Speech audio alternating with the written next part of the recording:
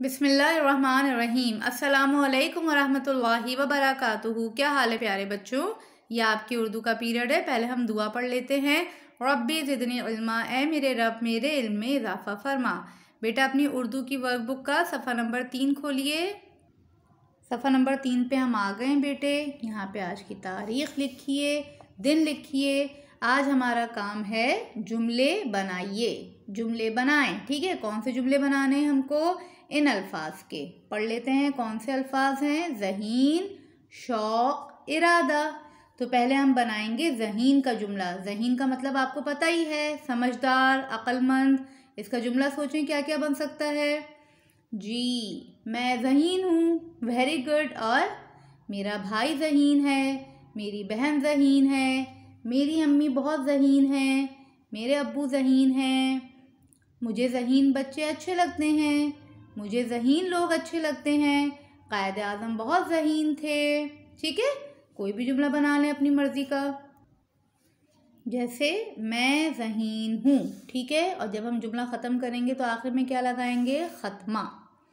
अच्छा, उसके बाद है शौक़। शौक़ का जुमला क्या बन सकता है? मुझे पढ़ने का शौक़ है, मुझे लिखने का शौक़ है, मुझे स्कूल जाने का शौक़ है, मेरी बहन को स्कूल जाने का शौक़ है, मेरे भाई को बाग में जाने का शौक़ है, मेरी अम्मी को खाना पकाने का शौक़ है। ठीक है, कुछ भी जुमला बना लीजिए। जैसे मुझे किताबें पढ़ने का शौक़ है और आखिर में आ गया ख़त्मा। ठीक है बेटे, अब ये मेरा जुमला बन गया, आप लोग अपने जुमले बनाइएगा। इसके बाद लफ्ज़ है इरादा। इरादा, किसी चीज़ का इरादा कर लेना, अज़म कर लेना। तो इसके जुमले क्या बन सकते हैं?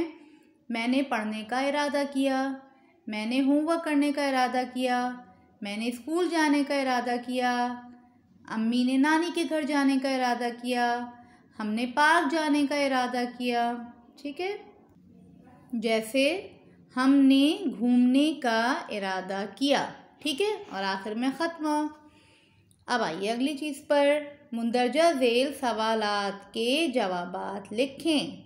अब बेटे आप लोग फर्स्ट क्लास में भी सेकंड टर्म में आ गए हैं, तो आप लोग पूरे पूरे सवालात पढ़ा करें खुद से। मुंदरजा ज़ेल सवालात के जवाबात लिखें। देखें इसमें भी आखिर में ख़त्मा लगा हुआ है। सवाल 1, कायदे आज़म कब पैदा हुए? सवालिया निशान। सवाल के आखिर में क्या लगा होता है? सवालिया निशान। जैसे जुमले के आखिर में क्या लगा होता है? ख़त्मा। ठीक है, तो सवाल नंबर 1 क्या है? कायदे आज़म कब पैदा हुए? कब पैदा हुए थे? 25 दिसंबर को। लिख दीजिए जी, कायदे आज़म 25 दिसंबर को पैदा हुए। ठीक है, आखिर में आ गया ख़त्मा। अब आप लोग पूरा जुमला लिखेंगे, कोई सिर्फ 25 दिसंबर लिख के नहीं छोड़ेगा। ठीक है, पूरा जुमला लिखिएगा। सवाल नंबर 2, आपको किस बात का बहुत शौक़ था? सवालिया निशान। जी जनाब, सबक पढ़ा था ना आपने, बताइए आपको किस बात का बहुत शौक़ था?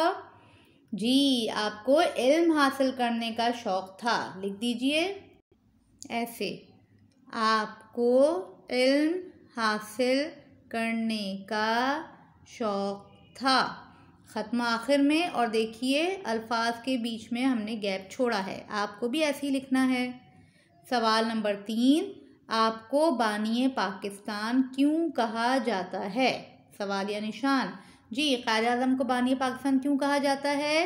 क्योंकि आपने पाकिस्तान बनाया था। लिख दीजिए जी, क्योंकि आपने पाकिस्तान बनाया था।